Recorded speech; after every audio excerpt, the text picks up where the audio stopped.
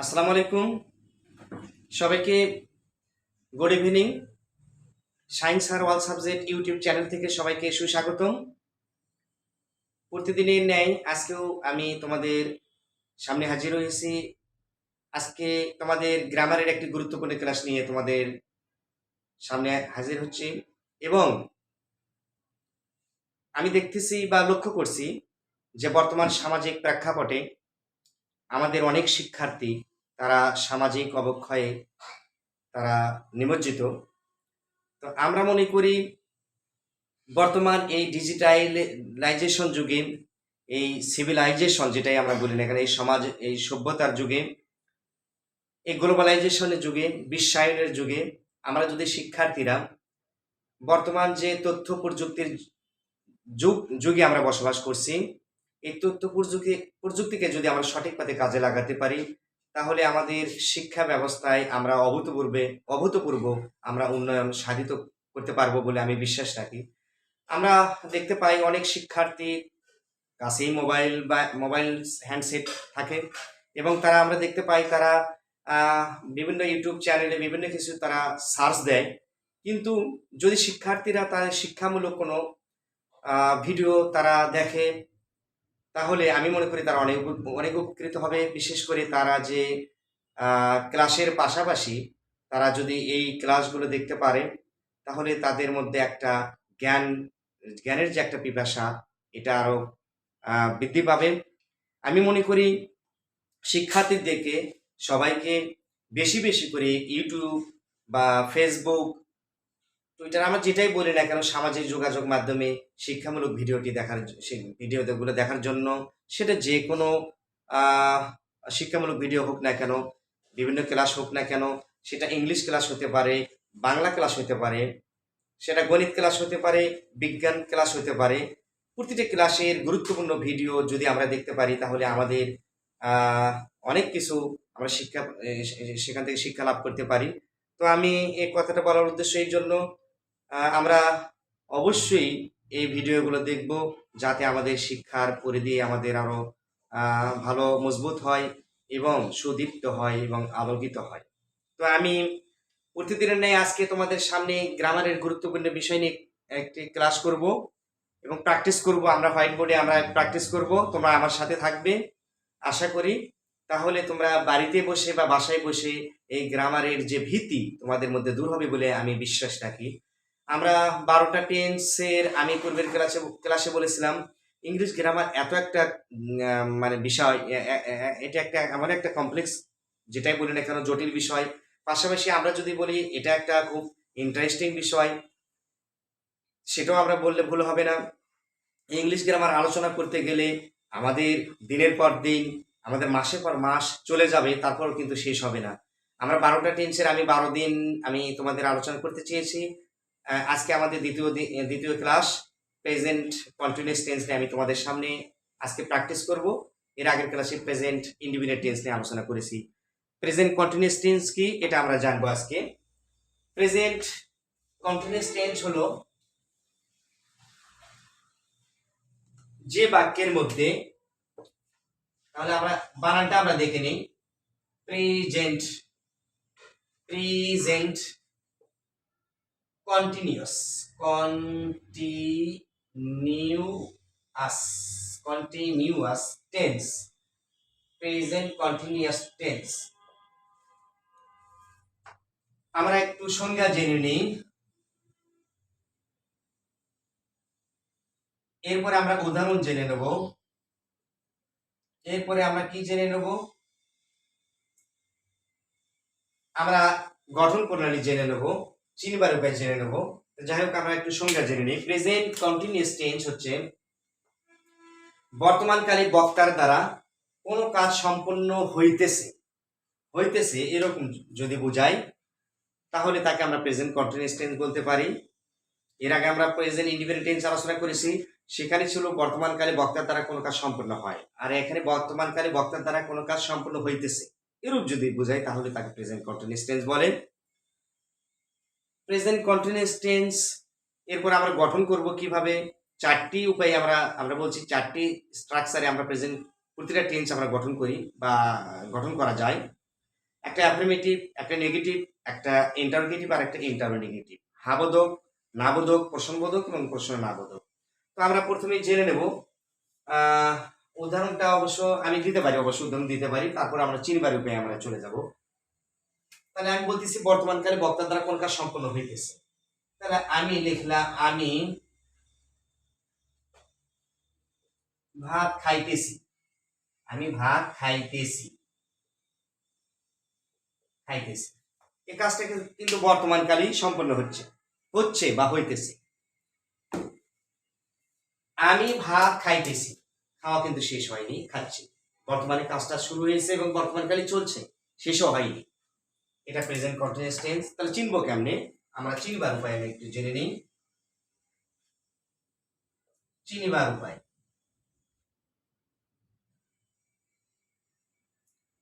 চিনিবার উপায় বাংলা ক্রিয়ার শেষে, বাংলা ক্রিয়ার শেষে, ক্রিয়া মানে ভার্ব যেটা আমরা বলি, বাংলায় বলা হয় ক্রিয়া, ইংলিশে মানে ভার্ব।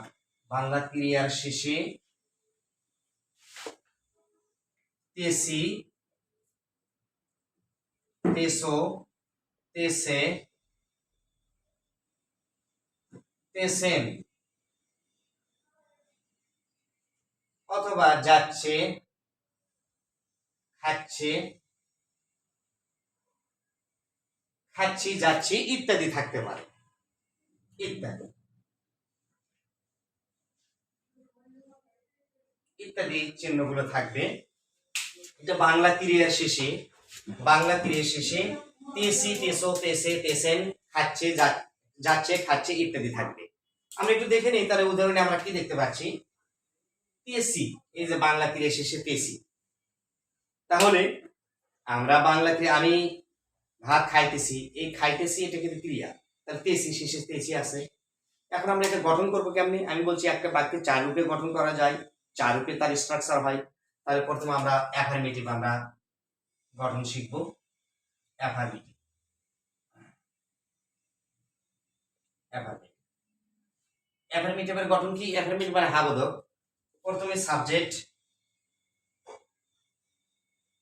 সাহায্যকারী ভার্ব, সাহায্যকারী ভার্ব, সাহায্যের ভার্ব কি? আর এম, ইজ, আর, এর যে কোনো একটি, তিনটে কিন্তু একসাথে বসবে না, যে কোনো একটি বসবে। V1 মানে ভার্বের 1 নম্বর রূপ, যোগ আইএনজি, যোগ অবজেক্ট, ফুল স্টপ। যথা, এটাই আমরা দিই। আমি ভাত খাইতেছি, এটা দিয়ে আমরা একটু, আমি ভাত খাইতেছি, এটাই আমরা ট্রান্সলেট করি। তাহলে আমি বলছি প্রথমে সাবজেক্ট, আমাদের সাবজেক্ট কি? আমি, আই। তারপরে আমি বলছি এম, ইজ, আর, যে কোনো একটি। ফার্স্ট পার্সনের পরে কি হবে? এম, সেকেন্ড পার্সনের পরে হবে আর থার্ড পার্সন সিঙ্গুলার নাম্বারের পরে হবে ইজ। তবে যদি থার্ড পার্সন প্লুরাল নাম্বার হয় তারপরে কিন্তু বসবে আর। যেমন দে, এটা কিন্তু থার্ড পার্সন প্লুরাল নাম্বার, এটা কিন্তু নট সিঙ্গুলার নাম্বার। তাহলে সেক্ষেত্রে বসবে দে ইজ নয়, দে আর। পক্ষান্তরে হি, শি, ইট, করিম, রহিম এগুলো কিন্তু থার্ড পার্সন সিঙ্গুলার নাম্বার, এরপরে বসবে ইজ। তাহলে first person I am, I am, আমি বলেছি। তারপর কি বসবে? ভার্বের 1 নম্বর রূপ, খাওয়ার ইংলিশ কি? ইট, 1 নম্বর রূপ। তারপরে বলছে আইএনজি, ইটিং। তারপরে কি? Rice, I am eating rice, আমি ভাত খাইতেছি। এরপরে আমরা একটু নেগেটিভে অর্থাৎ নাবোধকের আমরা গঠন শিখবো। তবে মজার জিনিস, যেহেতু আমরা প্রথম টেন্সে আমরা নাবোধক, প্রশ্নবোধক এবং প্রশ্ন নাবোধক আমরা গঠন শিখেছি, সেহেতু আমাদের একটু ধারণা হয়েছে নাবোধকের সময় অনুরূপ বাক্যই থাকবে, শুধুমাত্র সাহায্যকারী ভার্বের পর শুধু নট বসবে, আর কোনো পরিবর্তন হবে না।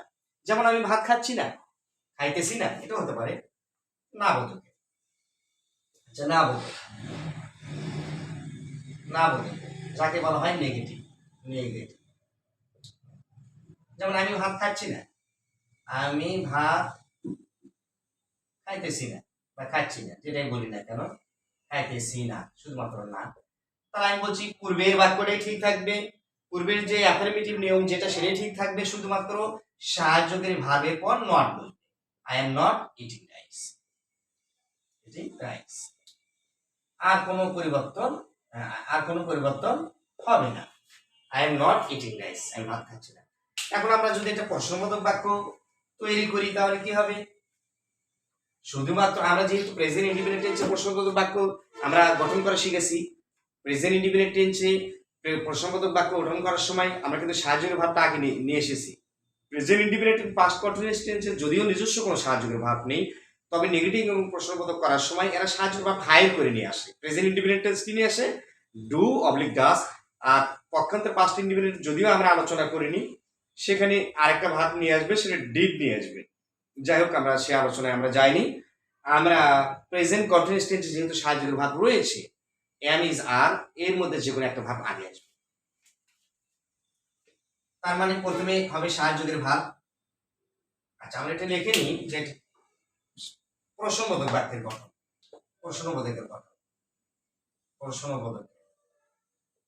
প্রশ্নবোধকের যার ইংলিশ হচ্ছে ইন্টারোগেটিভ।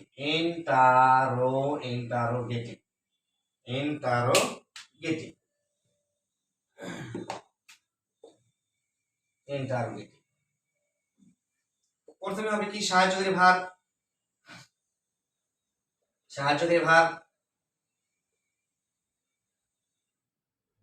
এম ইজ আর যে কোনো একটি, এম ইজ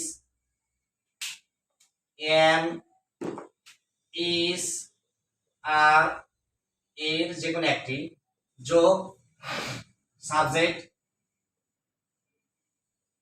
যোগ V1 যোগ আইএনজি যোগ অবজেক্ট যোগ প্রশ্নবোধক। যথা আমি কি ভাত খাইতেছি, আমি কি ভাত খাইতেছি।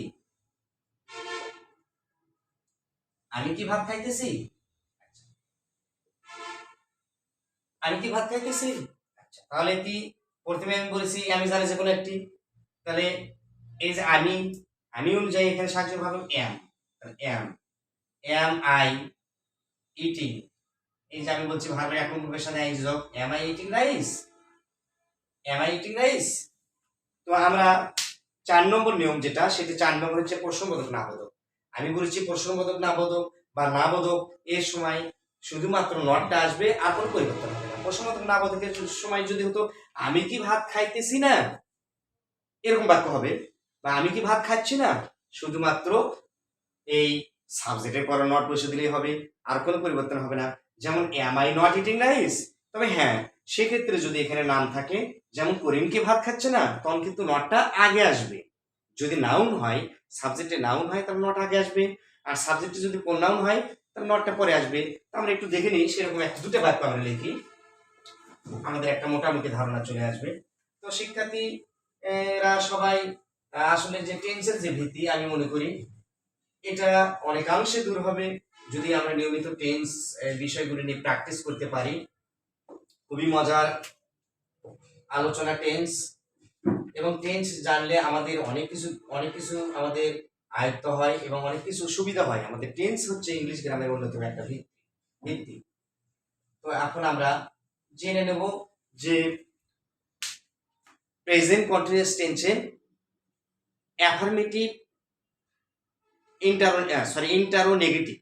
ইন্টারোনেগেটিভ অর্থাৎ প্রশ্নবোধক না বোধক বাক্যের গঠন। ইন্টারোনেগেটিভ। আমি দুটি বাক্য দিয়ে উদাহরণ দিয়ে দেবো। এখানে দেব করিম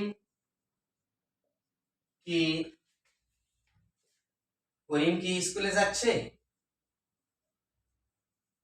যাইতেছে না। করিম কি স্কুলে যাইতেছে না। এরপরে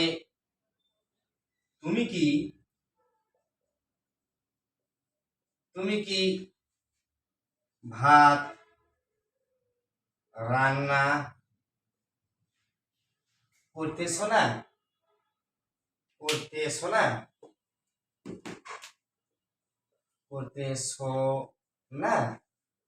এবং আমি দুটি বাক্য দিলাম এখানে। দুটি বাক্য আমরা একটু দেখার চেষ্টা করি। এবং প্র্যাকটিস করব আমরা বোর্ডে। তোমরা অবশ্যই দেখবে মনোযোগ দিয়ে। করিম কি স্কুলে যাইতেছে না? আর তুমি কি ভাত রান্না করতেছো না? দেখি, তাহলে প্রথমে কিন্তু এখানে এম ইজ আর যে কোনো একটা হবে, আমি বলছি, যেহেতু নাম যদি থাকে তখন কিন্তু ইজ হবে, ইজ, ইজেন্ট বা ইজ নট, যেটাই বলি না কেন, is not Karim, is not Karim going to school, is not Karim going to school. এখানে তুমি কি ভাত রান্না করতেছো না? এখানে ইউ, তুমি ইউ, তাহলে ইউ, তাহলে ইউ এর পর কি হবে? আর, তাহলে are you not, are you not cooking, cooking, cooking rice, are you not cooking rice. মজার বিষয় এখানে, এখানে ইজ নট করিম আর এখানে are you not cooking, are you not cooking rice. তাহলে এখানে আমরা দেখতে পাচ্ছি নটটা সাহায্যকারী ভার্বের পরে এসেছে, আর এখানে নটটা সাহায্যকারী ভার্বের পরে সাবজেক্ট, তারপরে কিন্তু নটটা এসেছে। আমি এটাই বলেছিলাম যে যদি প্রশ্নবোধক নামবোধকের সময় নাম হয় তাহলে নটটা আগে আসবে, আর যদি নাম না হয় তাহলে নটটা পরে যাবে। এটাই হচ্ছে আমাদের একটু ব্যতিক্রম, আর তাছাড়া সব ঠিকই থাকবে। এরপরে অবশ্য মজার আরেকটা বিষয় আছে, সেটা আলোচনা করে আমি প্রেজেন্ট কন্টিনিউয়াস টেন্সের ক্লাস আজকে এখানে সমাপ্তি টানবো। একটু 2-1 মিনিটে শেষ দেবো ইনশাল্লাহ, একটু মনোযোগ দাও। আমরা জানি প্রেজেন্ট কন্টিনিউয়াস টেন্সে তেসি, তেসো, তেসেন, তেসি, তেসো, তেসেন, যাচ্ছে, খাচ্ছে, হচ্ছে ইত্যাদি ধরনের চিহ্ন থাকবে। কিন্তু কিছু সময় আমরা দেখি যে এরকম চিহ্ন থাকার পরেও প্রেজেন্ট কন্টিনিউয়াস টেন্সটা বাক্য হয় না। এরকম আমরা একটু সেখানে চলে যাব। যেমন আমি আকাশে একটি পাখি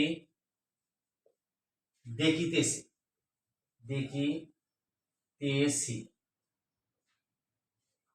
শিক্ষার্থীরা আমার আলোচনা থেকে স্পষ্টতই প্রতীয়মান হবে, বা তারা এই স্ট্রাকচার বা গঠন প্রণালী থেকে অবশ্যই তারা জানতে পারবে যে না, এখানে তো আমি আকাশে একটি পাখি দেখিতেছি, অবশ্যই প্রেজেন্ট কন্টিনিউয়াস টেন্স, এবং এটা এই নিয়মে হবে, প্রথমে সাবজেক্ট, তারপরে সাহায্যের ভাবে আমি যার, তারপরে ভার্বের 1 নং গ্রুপ, তারপরে আইএনজি, তারপরে অবজেক্ট, এটাই তো হওয়া উচিত। কিন্তু প্রেজেন্ট কন্টিনিউয়াস টেন্সে কয়েকটি ভার্ব রয়েছে, যে ভার্ব কখনো প্রেজেন্ট কন্টিনিউয়াস টেন্সের চিহ্ন আর মধ্যে বদ্ধমূল থাকবে বটে, কিন্তু স্ট্রাকচারের সময় প্রেজেন্ট কন্টিনিউয়াস টেন্সে স্ট্রাকচারে আসবে না। যেমন আমি একটি আকাশে পাখি দেখিতেছি, সে আমাকে ভালোবাসিতেছে, আমি তাকে বিশ্বাস করিতেছি, সে আমাকে, বা আমি একটি বই পছন্দ করিতেছি ইত্যাদি। পছন্দ করা, স্মরণ করা, দেখা, এই ধরনের কিছু বাক্য রয়েছে। এই বাক্যগুলোর সাথে এই ধরনের কিছু শব্দের সাথে আইএনজি যোগ হয় না। আমি এখন সেটাই তোমাদের সামনে আলোচনা করব। যেমন আই হওয়া উচিত ছিল, প্রেজেন্ট কন্টিনিউয়াস টেন্স অনুযায়ী হওয়া উচিত ছিল এখানে I M seeing, a bird in the sky. I am seeing a bird in the sky. আমি আকাশে একটি পাখি দেখিতেছি, এটা কিন্তু হওয়া উচিত ছিল প্রেজেন্ট কন্টিনিউয়াস টেন্স অনুযায়ী। কিন্তু মজার বিষয়, আমি কিছুক্ষণ আগে বলছি 22-23টার মতো ভার্ব রয়েছে, যে ভার্বের সাথে কখনো আইএনজি যোগ হয় না। তার মধ্যে এই যে সি একটা, এরপরে লাভ একটা, লাইক একটা, এরপরে আরো কয়েকটি ভার্ব রয়েছে। সে ভার্বগুলো নিয়ে আমি আরেকদিন ক্লাসে আলোচনা করব, কয়েকটি ভার্বের সাথে আইএনজি যোগ হয় না। তো যেহেতু আজকে আমরা এই কন্টিনিউয়াস টেন্সেরই ক্লাস করছি, কিছু না কিছু ধারণা অবশ্যই তোমাদেরকে দিতে হবে যে এটা চিহ্ন থাকার পরও, তেসি, তেসো, তেসেন থাকার পরও কেন আইএনজি হলো না। এখন এটা কিন্তু ভুল, এটা কিন্তু হবে না। কেউ যদি এটা লেখে এটা হবে না। এখন হবে কি তাহলে? I see a bird, I see a bird in the sky. আমি আসলে কিন্তু এটা যদি আমরা লিখি বা এটা যদি কোথাও দেখি তা আমরা হয়তো মনে করবো I see a bird in the sky, এটা তো প্রেজেন্ট ইনডিফিনিট টেন্স। হ্যাঁ, প্রেজেন্ট ইনডিফিনিট টেন্স, কিন্তু এই ক্ষেত্রে এই ট্রান্সলেট করার সময়ও এটা ট্রান্সলেট এভাবে আমাদের করতে হবে, I see a bird in the sky. এখানে I am see a bird in the sky এটা হবে না। তো যাই হোক, আমাদের এরকম তাহলে দেখতে পাচ্ছি আমাদের ব্যতিক্রম অনেক কিছু রয়েছে। আমরা সেগুলো বিষয়ে আমাদের যদি আহ, আমরা না জানি তাহলে আমাদের মনের মধ্যে অবশ্যই সেগুলো ঘুরপাক খাবে যে কেন এরকম হলো। তাই তোমাদের আমাদের এই ক্লাসে যদি তোমাদের কোনো আরো জানার কিছু থাকে বা এ সম্পর্কিত কোনো প্রশ্ন থাকে অবশ্যই কমেন্ট বক্সে উল্লেখ করবে। এবং সামনের ক্লাসে আবারও তোমাদের নতুন নতুন ক্লাস নিয়ে, তোমাদের নতুন নতুন কন্টেন্টের উপর ক্লাস নিয়ে তোমাদের সামনে হাজির হব। সেই পর্যন্ত তোমরা আমাদের সাথে থাকবে। আশা করি সবাইকে অসংখ্য ধন্যবাদ। আসসালামু আলাইকুম, আল্লাহ হাফেজ।